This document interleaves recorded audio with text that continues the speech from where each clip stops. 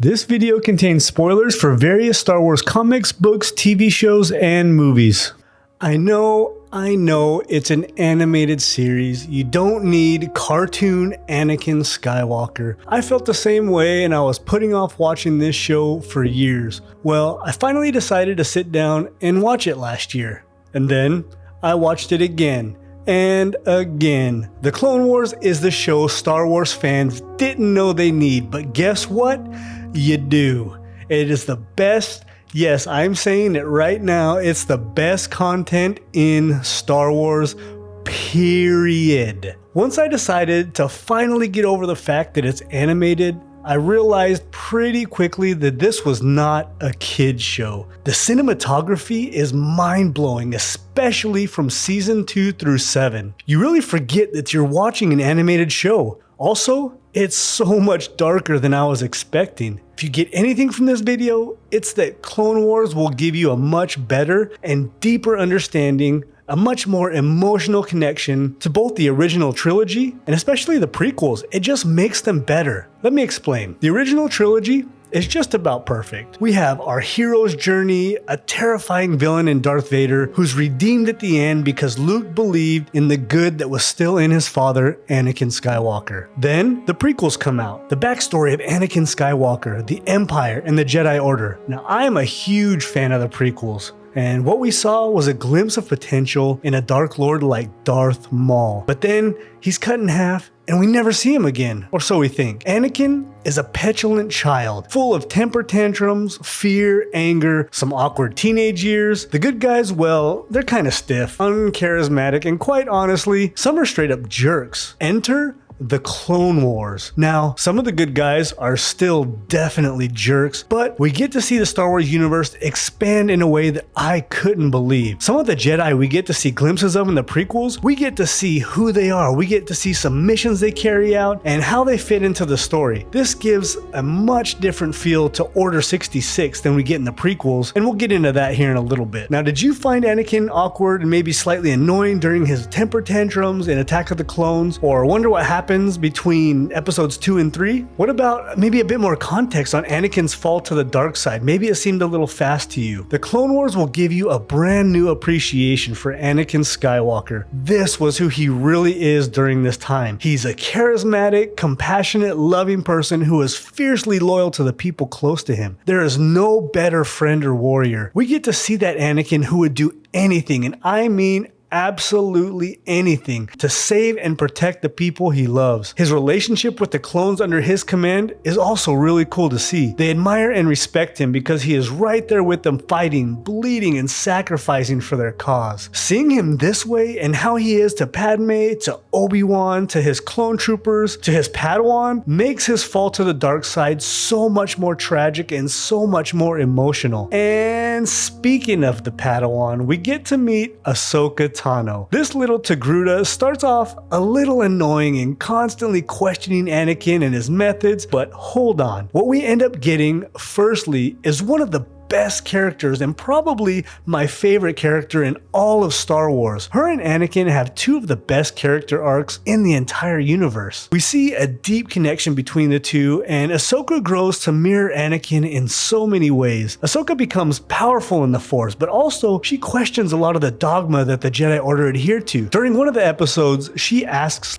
"It's forbidden for Jedi to form attachments, yet we are supposed to be compassionate." She will always put people first, help anyone in need, and she's willing to toe the line of that Jedi dogma if she needs to, as long as she feels she's doing the right thing. We see throughout the series that her and Anakin's attachment to each other is one of the most beautiful things in Star Wars. Ahsoka is a vital part of the connective fiber that aids in Anakin's fall to the dark side. Ahsoka eventually leaves the Order. She's framed for a crime she didn't commit, and then she shocks the Jedi Order by denying their invitation back. Anakin then finds her outside the temple. We see right here Anakin's loyalty not to the Jedi, but to his Padawan. He reveals that he even shares her same views of the Jedi Order losing its way. We can see his pain, not only for losing Ahsoka, but that she's strong enough to leave the Jedi, and how he wants to do the same, but for some reason he can't. This entire scene is absolutely heartbreaking. And that villain that I talked about with so much potential in episode 1, The Phantom Menace, guess what? That's right, he's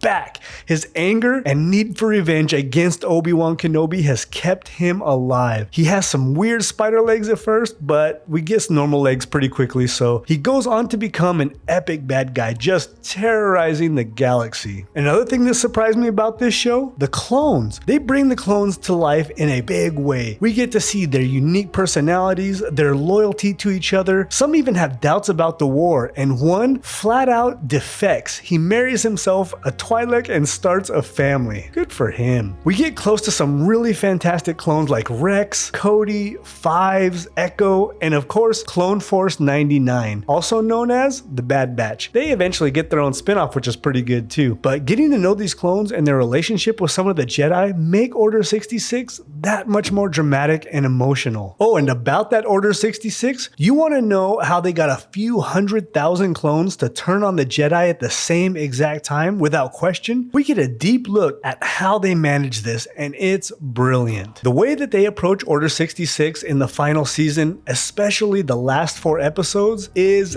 devastating. The events that unfold and the way that they show it, it stabs you right in the heart. We see Ahsoka return to ask for the Jedi's help in fighting Darth Maul during the siege of Mandalore. Anakin and the clones show Ahsoka how much she means to all of them and how they love and respect her. And when Anakin and Ahsoka see each other unknowingly for the last time, Anakin once again shows his deep caring for Ahsoka and gives her an improved set of lightsabers. What happens next brings me to a good old-fashioned ugly cry. What it also brings us is one of the best fight scenes ever. Ahsoka, Darth Maul on Mandalore. Everything that she's been taught by Anakin, she shows here against Maul. Cinematography is a 10 out of 10. The dialogue between the two and the entire reason behind the fight is so heavy and so full of meaning. We also get awesome lightsaber battles between Maul, his Zabrak brother Savage, and Palpatine. And finally, the Mandalorian leader Pre Vizsla with his darksaber fights Maul and his red lightsaber. Speaking of lightsabers, are you curious about how the Jedi make them? Where do they get their kyber crystals? Well, you're in luck because they show how younglings go about this sacred process called the Gathering. Are you interested in a bit more knowledge on how the Force works? Well, we get that here in a place where the midichlorians are born, how Yoda trains to become a Force ghost, and a realm called Mortis. We get to see Force beings that embody the light and the dark sides, and then they show Anakin a glimpse of what he becomes.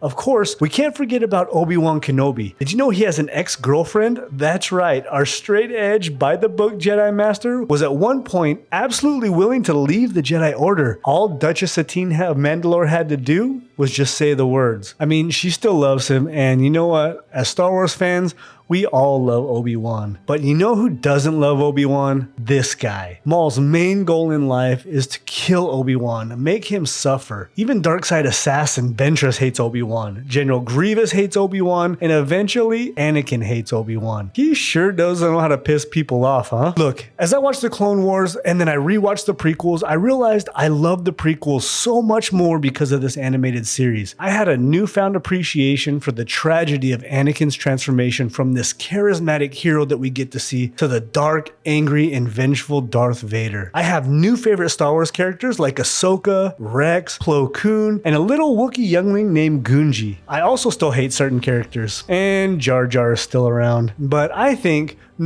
guarantee that you will come away from watching this show with a brand new appreciation for all of the Star Wars movies and the characters. Season 1 is a bit slow and the animation is okay, but season 2 through 7 are glorious and the cinematography improves by miles. If you've ever wondered what the best order to watch all of the movies and TV shows that make the most sense, click here and may the Force be with you.